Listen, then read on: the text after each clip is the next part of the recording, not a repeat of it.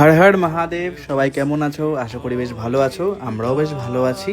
অনেক দিন পর একটা ছোট্ট মিনি ব্লগ নিয়ে তোমাদের সবার সামনে হাজির হলাম। হিন্দু ক্যালেন্ডারে 12 মাসের মধ্যে সবথেকে পবিত্র মাস কিন্তু শ্রাবণ মাস। কারণ শ্রাবণ মাস হচ্ছে দিবাইদেব মহাদেবের মাস। বাবা ভোলানাথকে সন্তুষ্ট করার জন্য আপামর ভারতবর্ষের সকল ভক্তবাসী এই শ্রাবণ মাসটা কিন্তু বিশেষভাবে পালন করে।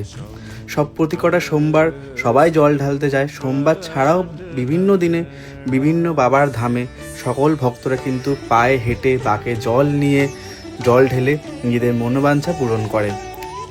আর প্রত্যেক বছরের মতো এবছরে কিন্তু আমাদের পাড়া থেকে তারকেশ্বর যাওয়ার জন্য যাত্রা শুরু হয়ে গেছিল। তারই ছোট্ট মিনি ব্লগটা তোমাদের সবার সামনে আজকে তুলে ধরছি। তারকেশ্বরে যাওয়ার আগে আমরা জল আনতে গিয়েছিলাম ভূতনাথ মন্দিরে। ভূতনাথ মন্দিরে তো সাজো সাজো রব।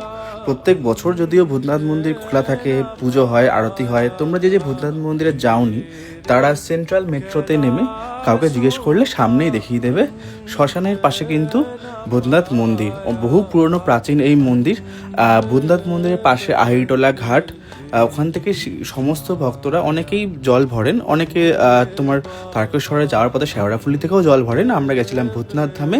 দেখতে পাচ্ছ ভূতনাথ মন্দিরে এসে আমরা সবাই পৌঁছে গেছি এবং সেখান থেকে ঘাটে থেকে জল নিয়ে তার পরের দিন আমরা বাবাকে পুজো দিয়ে তারকেশ্বরের উদ্দেশ্যে যাত্রা রওনা দেব। যদিও আমি তারকেশ্বরে যাইনি, আমি গিয়েছিলাম জল ভরতে ওদের সবার সাথে। সেই ভিডিওটা আজকে তো তোমাদের সবার সামনে তুলে ধরছি। আমরা চলে এসেছি অলরেডি ঘাটে। দেখতে পাচ্ছ তখন প্রায় মধ্যরাতে জোয়ারের সময় কিন্তু জলটা পরিষ্কার পাওয়া যায়। তোমরা যে জল ভরতে যাবে সবাই কিন্তু চেষ্টা করো মধ্যরাতের দিকে যেতে, তাহলে জোয়ারের পরিষ্কার জলটা তোমরা পাবে। ঘাটের থেকে জল ভরে নিয়ে বাঁকে তুলে নিয়ে এবং মাটি নিয়ে সেই বাঁকটা সেট করে কিন্তু আমরা সবাই আবার উদ্দেশ্য দিলাম পাড়ার পথে। আশা করি মিনি ব্লগটা তোমাদের সবার ভালো লেগেছে। সবাই ভালো থেকো, সুস্থ থেকো। কমেন্টে লেখো হর হর মহাদেব। মহাদেব সবার মনোবাঞ্ছা পূর্ণ করুক এই কামনা করি। শ্রাবণ মাস যেন সবার ভালো যায়। আর দেখা হচ্ছে পরের কোনো মিনি ব্লগে। ততক্ষণ সবাই ভালো থেকো, সুস্থ থেকো।